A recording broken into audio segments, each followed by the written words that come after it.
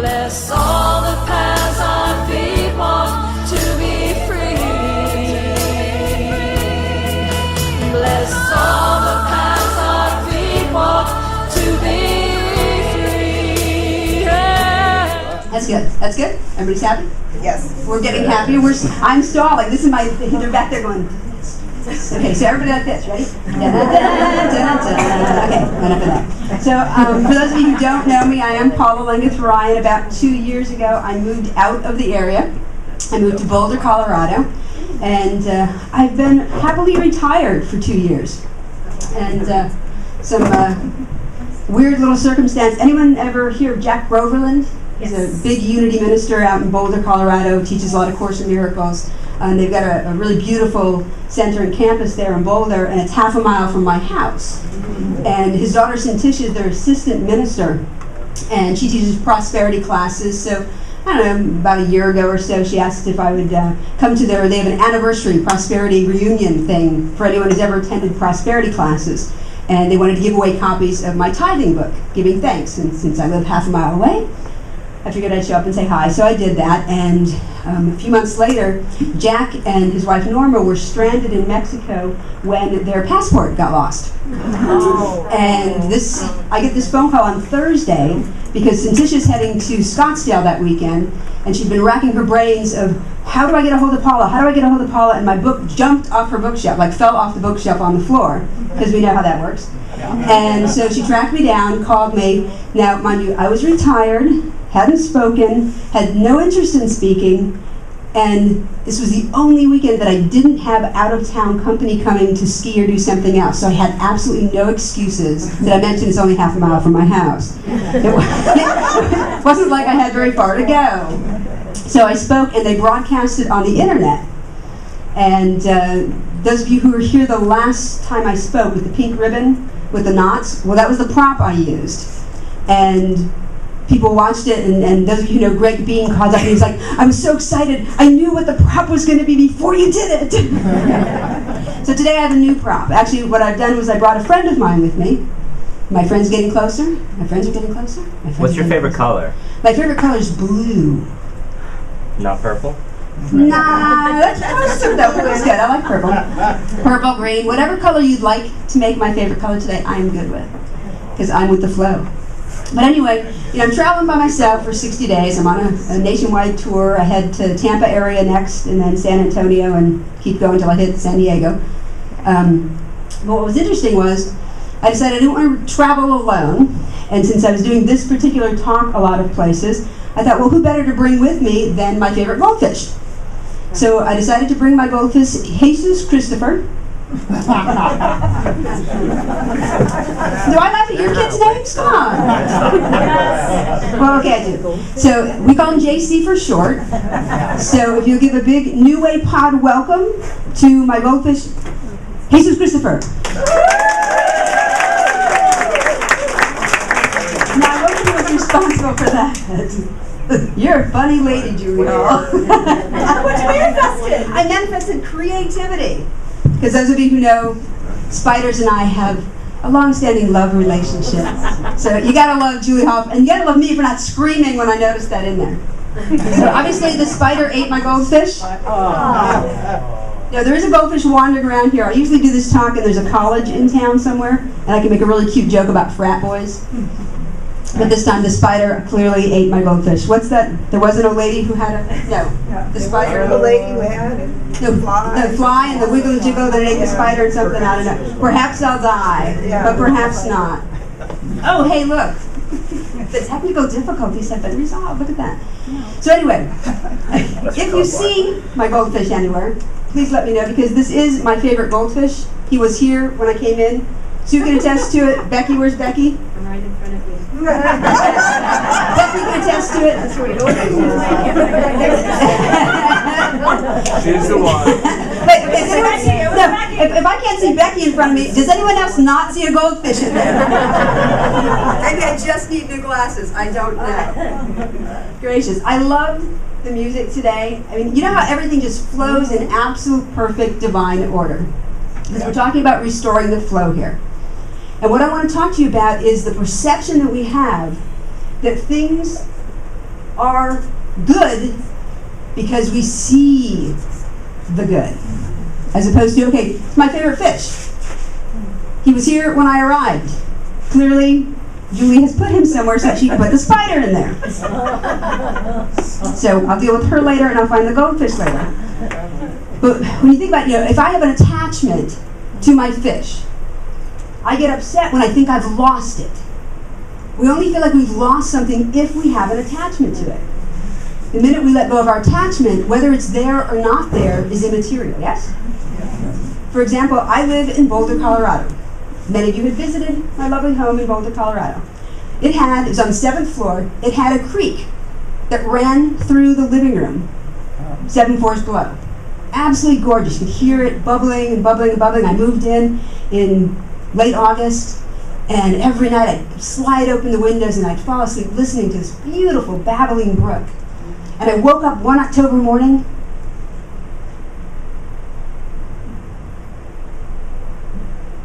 and there was no babbling brook. And this is when I learned about a little known thing in Boulder, Colorado called a seasonal creek. Seasonal creek. And so I mentioned this to someone on the elevator, and they go, oh yeah, it's an irrigation creek, and they turn it on in May, and they turn it off in October. That's why everyone who's interested in selling their home puts it on the market in May. I went, what an interesting consciousness. Yes. But how often do we do that? We take an action because we are afraid we're going to lose something, or we're trying to get something we think we don't have or that can be taken away from us, yes? Okay. Yes. So what we want to get more than anything else is what Faith Revere is saying about. We want the peace of God. It's the one thing in this world we truly, actually want. And Course in Miracles puts it really, really simply for us. Make the magic happen. All together now. Nothing real can be threatened. Nothing unreal exists. Herein lies the peace of God. Which means that spider is an illusion. Because he can't possibly exist in my beautiful fishbowl.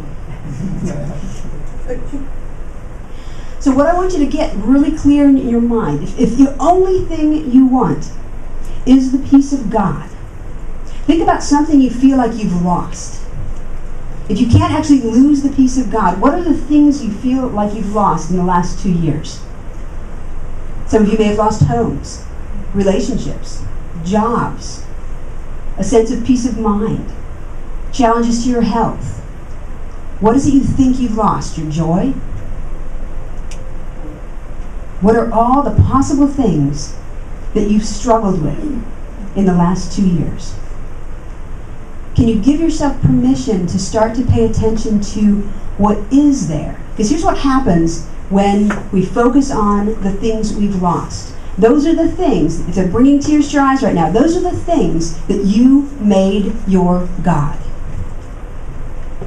Take a deep breath. The things you think you lost, you made God. And what would happen if you chose to make only the essence of the thing you think you lost God in your life? If you decided to stop focusing on the visible, because here's what happens. It's visible, so I'm happy, yes? It's suddenly not here anymore, and what? I'm not happy. Somebody stole my fish. But you got a spider. I don't like spiders. I want my fish. Yes?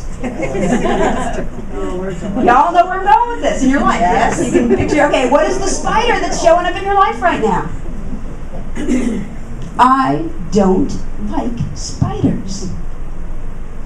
I like snakes, okay, but I don't like spiders at all. I'm learning to be okay with the spider because the spider is an illusion. Yes? The thing that's in your life right now that you don't like, ask yourself why you don't like it. Because it's not X, Y, or Z. I want X, Y, or Z in my life. That's the form. What I want in my life is the substance, the thing I can't see. when I remember, okay, there is one power and one presence, God the good. Now it's interesting because we had this little phrase in the middle there. There is one power and one presence. What's the next phrase we had? No, we had active in my life. As if there's someplace it's not active. I mean, seriously, we do. God the good, omnipotent, active in my life. God the good, omnipotent. Period. Period. Because we can't see something, we think it's not everywhere. When we feel our peace taken from us, we think God the good, omnipotent has disappeared. There is nowhere that we are that God is not. And when we can focus our mind only on the substance of what we want, the thing that is unseen. Is anyone else getting hot in here? I'm usually so cold in here. Okay, when we focus on the thing not seen, what happens? We suddenly begin to realize that it was always there. It was always present in our life. Seriously, I'm okay, Judy.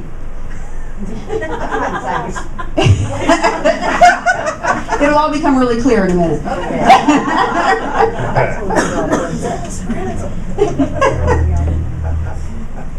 Go, Judy. You can't complain about something here and not expect someone to try to resolve it. But see, okay, let me point out that point brings attention to what we think is the problem. When that was actually a diversion, that was just an opportunity for me to get my watch off so that I can stick my hands in the bowl of invisible supply and demonstrate to you that it's not empty. Picked up the spider. Yay! Come here, Spidey. My spider's name actually is JC, so isn't he special? Okay, you're going back in there. Thank you. Got the gel. Okay, you're coming out for a second. See, we are immersed in God. There is nowhere in us that God is not. Every molecule of our being is infused with God. And we are smack dab in the middle of it, and it is completely invisible around us. But we are only paying attention to what we see. What would happen if you stopped paying any attention to what you see and completely focused your attention on the invisible supply that's already there? What happens then is you make room for God to work. You make room for God to work in amazingly huge ways. Let me give you an example. And this wasn't part of my original talk because this didn't happen until I started touring. So I left on a Monday, August 21st, 22nd, for those who want to keep track. On Friday before that, my godson, some of you know Lena or Alexandra, and her daughter Galia, her grandson Ivan is my godson, had his baptism at the Unity of Boulder. We had a big party at my house Friday, about 5 o'clock. They left. I take a nap, because that's what you do when a 3-year-old's been in your house for 3 hours. And I woke up to this panicked phone call from my landlord saying, please tell us that the subletters had not signed their contract yet because we just got a contract on the condo. This is a condo they've been wanting to sell for 2 years. I was overjoyed for them. And then I call her back and she says, they would like to close very, very quickly, and we know you're going on a 60-day tour, but is there any way that you could have all your stuff out by September 15th? Did I mention that was Friday and I was leaving Monday? Okay. Amazingly enough, friends were coming from Minnesota. They decided to stay at my place. They decided that because they were staying at my place and I was gone, that they would gift me with, the joy of packing most of my stuff. Another friend spent 2 Saturdays packing, spent all day last Thursday helping the movers coordinate my move. All of my stuff is safe and sound in climate-controlled storage. The invisible supply. And my only thought was, oh, how cool. I don't have to coordinate the subletters. And now my rent in Boulder is a whopping $212 a month. Woohoo! You know, very excited. When we let go of our attachment to the form of what it has to be, what it has to look like, and we just give ourselves permission to go with the flow, what happens is joy.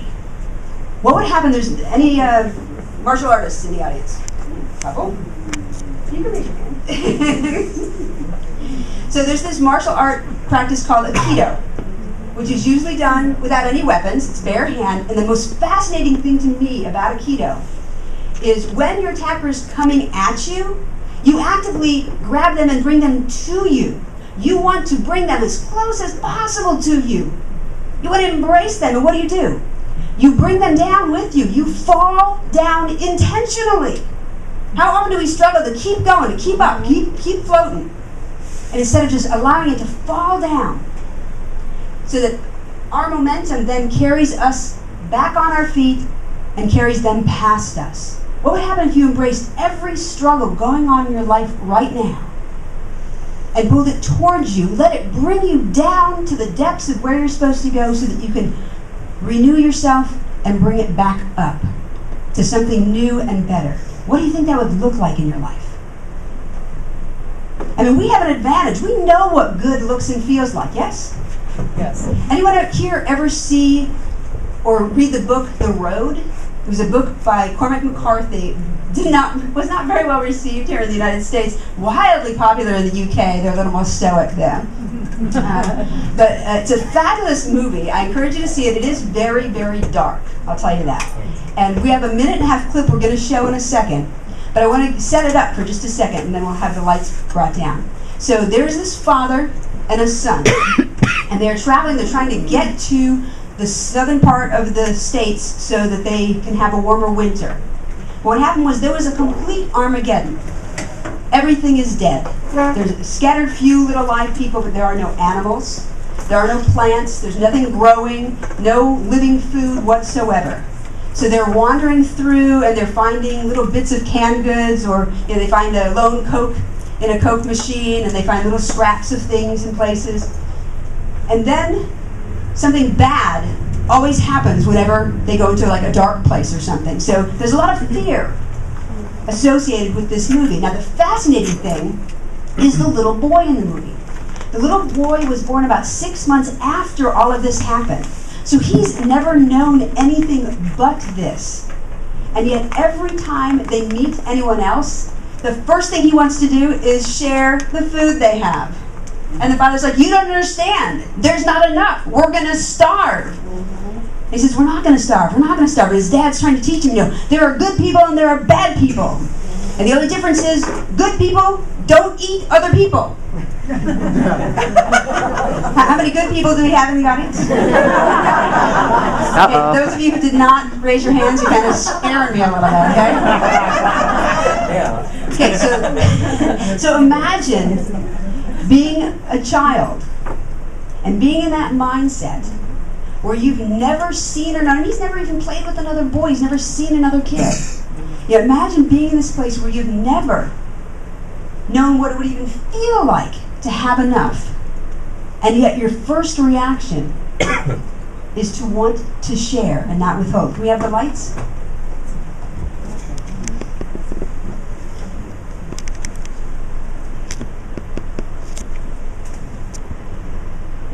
Do I need to push the little button?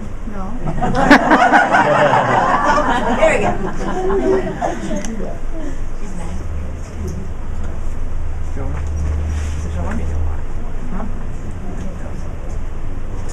And then more magic happened.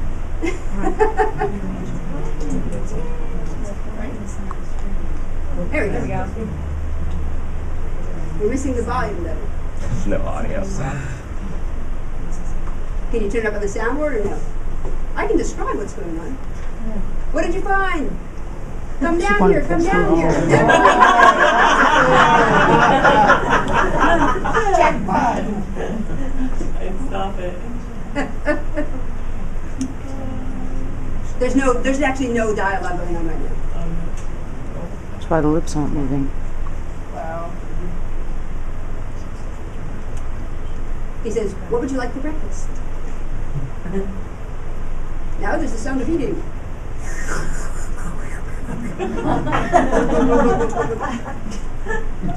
Do you think they mind that we're eating all this? No, they'd want us to. It's like the Japanese soundtrack. Well, shouldn't we thank them?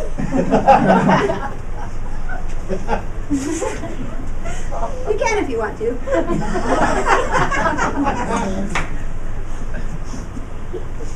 Like this. He puts his hands together. Isn't that cute? Mm-hmm. Thank you for soup. Cheetos. He's got lots of Cheetos. And all this food. People.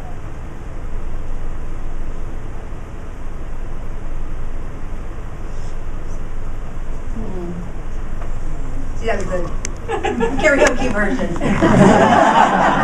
That was cool. That's why all the time. That's right. Yeah. Like a Betty says. So we can have the lights back again. So imagine. Thank you, God, for Cheetos. When was the last time you gave thanks for Cheetos and he was eating Spam? I mean, come on. Saw some eye rolls there. That was great.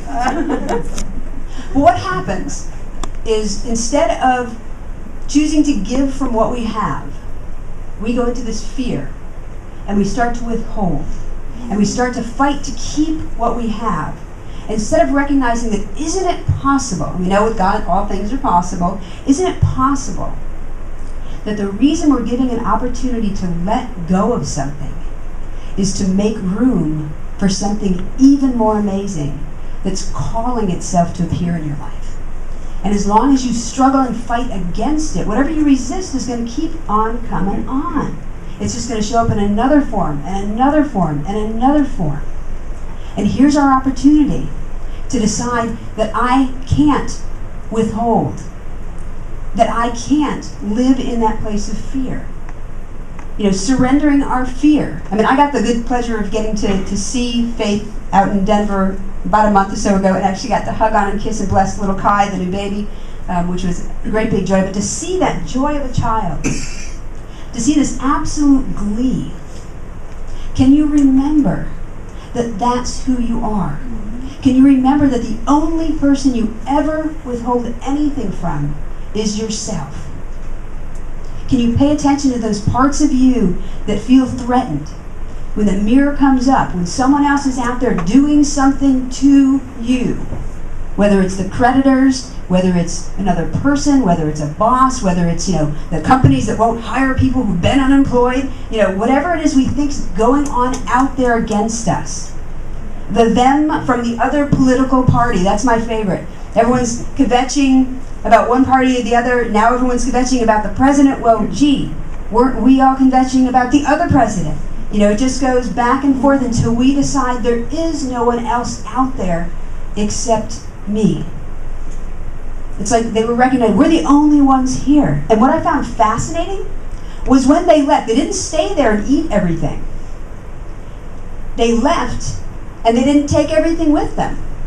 They took only what they could carry. Think about that. Knowing that there's no food out there, they didn't rig something up and take it all with them with fear of, we won't have enough, we're going to starve to death. They took only what they could take with them. And what can you take with you? You can take the peace of God. You can take the love that you truly are. You can take all of the incredible talents you have that you've been withholding from the world. You can choose to say yes. Shannon's got an awesome program called Dare to Live, as if you had 1 year left. I live my life as if I have 6 months left. What kind of legacy would you want to leave in that 6 months? What would you do with that 6 months? What would you create? Whose lives would you touch? And can you do it in this place of incredible openness? Big-hearted. Can you make those dreams? Can you open your arms this wide? Let's see everybody open your arms this wide. Knock out your neighbors. How does that feel to expand into your almonds? Yeah. There's a wonderful Course in Miracles lesson. It's actually kind of long. I'm going to read an excerpt from it, and you can read along with it. But it really gets us to see and touch into the peace of God. The actual lesson is called, it's 185 for those who are Course in Miracles people, I want the peace of God. This is the choice you make.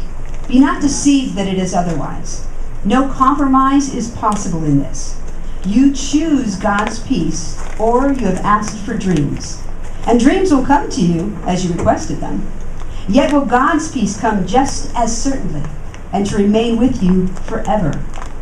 It will not be gone with every twist and turning of the road. to reappear unrecognized in forms which shift and change with every step you take. You want the peace of God, and so do all who seem to seek for dreams. For them as well as for yourself, you ask but this when you make this request with deep sincerity. For thus you reach to what they really want, and join your own intent with what they seek above all things, perhaps unknown to them, but sure to you. You have been weak at times, uncertain in your purpose, and unsure of what you wanted, where to look for it, and where to turn for help in the attempt. Help has been given you, and would you not avail yourself of it by sharing it? No one who truly seeks the peace of God can fail to find it, for he merely asks that he deceive himself no longer by denying to himself what is God's will. Who can remain unsatisfied who asks for what he has already? Who could be unanswered who requests an answer which is his to give? The peace of God is yours. For you was peace created, given you by its creator and established as his own eternal gift. How can you fail when you but ask for what he wills for you? And how could your request be limited to you alone? No gift of God can be unshared. It is this attribute that sets the gifts of God apart from every dream that ever seemed to take the place of truth. No one can lose, and everyone must gain whenever any gift of God has been requested and received by anyone. God gives but to unite. To take away is meaningless to him.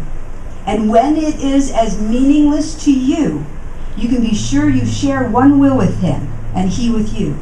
And you will also know you share one will with all your brothers, whose intent is yours. It is this one intent we seek today, uniting our desires with the need of every heart, the call of every mind, the hope that lies beyond despair, the love attack would hide, the brotherhood that hate has sought to sever, but which still remains as God created it. With help like this beside us, can we fail today as we request the peace of God be given to us? Think of everyone that you hold a resentment toward today, in any shape of your life. You can even be mad at God right now for something. Yeah, you might have elevated to that fact, I'm not mad at other people because I know they're a reflection of me, but you know what? God's really pissing me off right now. Yeah. Amen. Been there, done that. Remember that resistance is futile part from the beginning? Resistance is futile. Trust me on that one. Spiders you resist always show up in the most interesting places.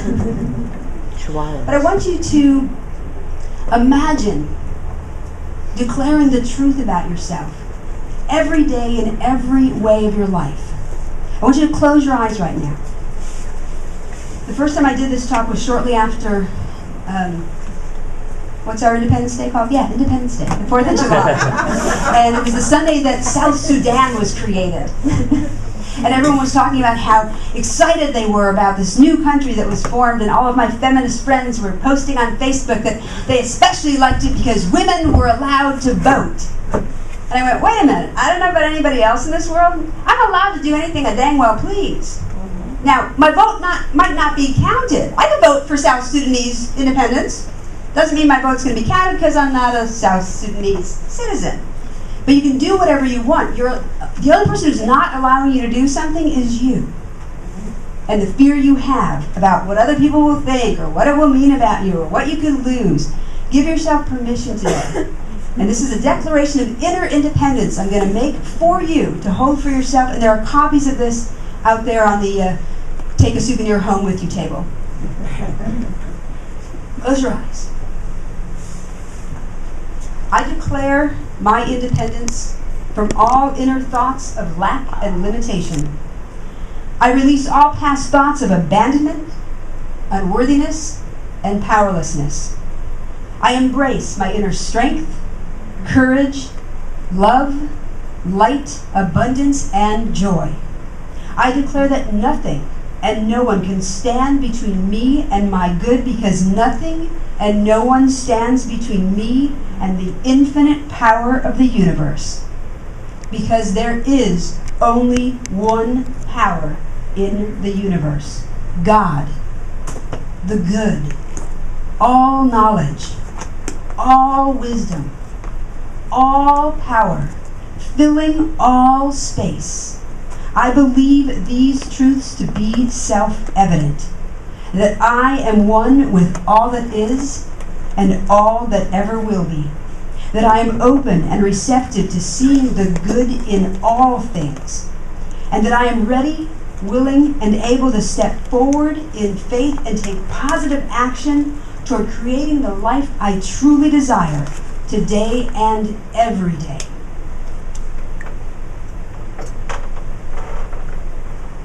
Today and every day. Breathe that in. Take a deep breath. Think about this bowl of water. The invisible infinite supply. What did I say? Filling all space. Remind yourself, you are this little marble. When you're separate from God, just like this, when these marbles are separate from water, they shrivel up into about the size of an earring backing. When you remember that you are always immersed in God and you keep that knowledge in your forefront, it is if you are keeping yourself immersed in this bowl that represents the entire universe. And this is you. And the only way that you get to stay all filled up is if you remember who you are and where you are, and that there is no place else. Thank you.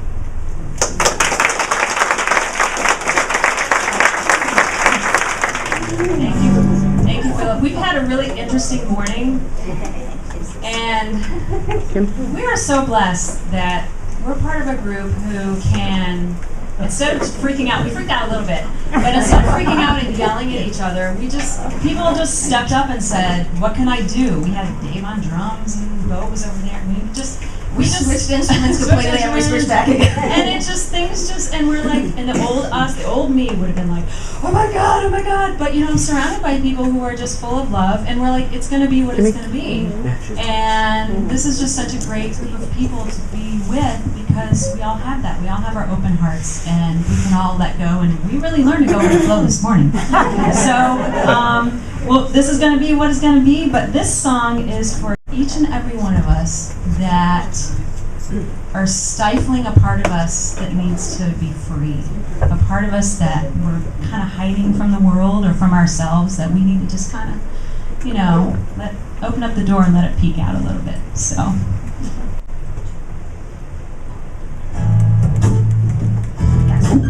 We're just going to leave it wide.